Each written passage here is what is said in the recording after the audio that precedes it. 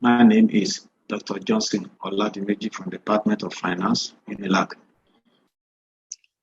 The module is specifically designed to introduce new students to the banking process and operational activities.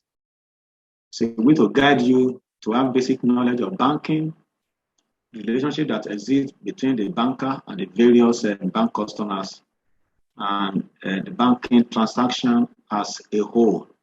Banking transaction as a whole.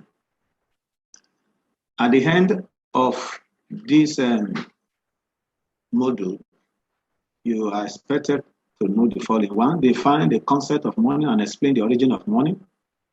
You'll be able to discuss banker and customer relationship, discuss the duties and the rights of a banker, describe who a bank customer is, and describe the various customers' bank accounts that exist, and the concept of paying bank, and then be able to explain the concept of bank and non-bank financial intermediaries. Also, you should be able to define financial assets and negotiable instruments. Also, you should be able to know the concept of credit creation and define payment instruments that exist in the banking system. Now, let's start with the basic concept of money, which is our study session 1. And at the end of this session, as a student, the expected learning outcome is you define the concept of money, explain the origin of money, highlight the importance of the functions of money, discuss the various characteristics of money, and explain the various classes and types of money that exist. Now let's start with the concept of money. What is money? Money is anything that is widely used and accepted in transaction involving transfer of goods and services from one person to another. That is to say, any object that is generally acceptable as a means of payment for goods and services or the payment of debt in an economy is known as money. So the key word here is general acceptability. What is the origin of money? Prior to the introduction of money, the system that was in existence is known as barter system. Barter system was the mode of exchange then. And what is barter system? Barter system is the exchange of goods for goods. You have a commodity, you exchange it for another commodity. You have yam, you need shoe, you go and look for someone with a shoe and you exchange your yam with shoe. But this system was fraught with a lot of cost and it limits the barter system. And the major problem then was what was known as double coincidence of wants. That is to say, you have yam, you need shoe. You need to look for someone with shoe who is also ready to accept your yam. And many times it is difficult because the person with shoe perhaps needs an umbrella or needs something else. So that gave rise to what we call double coincidence of wants. And hence there was need for some item or object that are generally acceptable, that can easily be stored, and that became imperative. Hence, the introduction of money, the evolution of money. What are the basic functions of money? 1, money as a medium of exchange. Money acts as a medium of exchange for goods and services, and it helps to eliminate the problem inherent in the barter system. The money cannot do the job itself, but it serves in an effect. It facilitates the exchange of goods and services. So one of the things that money does is it facilitates medium of it's a good medium of exchange. Number 2, money also serves as a store of value. The possibility of converting asset to money, which can be kept in safe custody like bank, they can be used at a future date, is one of the major functions of money. So to that effect, money promotes the accumulation of wealth. All your wealth can be converted and it can be stored in the form of money to be used at a later date. Money also serves as a unit of accounts. Money now becomes a common denominator for the allocation values to goods and services, thereby promoting transactions of different magnitude. money serves as a common denominator, whether for goods or services. And it enhances transactions to take place in various forms, in various quantities and units. Money also serves as a standard of deferred payment. That is, through money, credit sales is being enhanced. You can buy goods now and pay later, or services are rendered and payments are made in the future date. And last but not the least, money serves as a measure of the economic strength of an individual and nation. The creditworthiness of an individual or that of government is measured based on the value of money hold. Today we hear Dangote is the richest black man, the richest African. Why? Because his wealth has been measured by money. It's a measure of strength of an individual and of course as a nation. When we talk of our GDP, we're talking in terms of money. Now let's look at the characteristics of money. For anything to serve as money, it must possess the following characteristics or attributes. Number one is acceptability. It must be generally acceptable in the society as a means of exchange, whether customarily or by the legal requirements of the company, of the country. For example, the legal tender backed up by the central bank in Nigeria. Two is homogeneity. That is, money must be homogeneous, it must be exactly the same. The size, the color, the quality, and everything nationwide. 1,000 naira in Lagos is 1,000 naira in Kano. And of course, even for 500 or 200 here is the same everywhere. So it must be the same, homogeneity.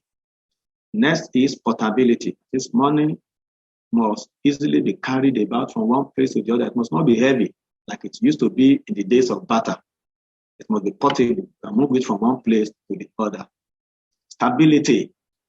Stability, that says the value of money must be stable, relatively stable over some period of time.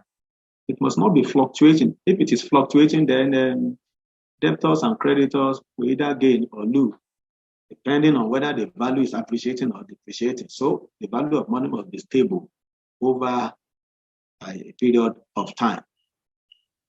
Then another characteristic is scarcity. Scarcity.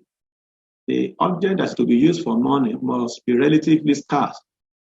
Though it will not be too scarce, but it must not be ubiquitous. At least it must not be found everywhere. Otherwise, it will lose its value. It must be relatively scarce. Next is divisibility. It must be capable of being divided into smaller units so that transaction, no matter how small, can take place. That's why we have 500 naira, we have 1,000 naira, we have 200, we have 15 naira, we even have coins. So money must be easily divisible. Commodities during a barter system cannot be easily divisible. And durability. The object that will serve as money must be durable over, at least be able to last a long period of time. Otherwise, it will lose its value of being it will lose the relevance of being a store of value and a standard of payment. It cannot be used for standard of payment, cannot be used as a store of value if it is not durable. Commodities during barter are not durable over a long period of time. Next is recognizability. That is, money must be easily recognized and identified by the people. Everybody should be able to know 1,000, this is 1,000. What I call 1,000, you should be able to call it 1,000. And therefore, that helps us to also understand that when we have counterfeit or fake money, to be able to distinguish it from the genuine one. That is the essence of recognizability.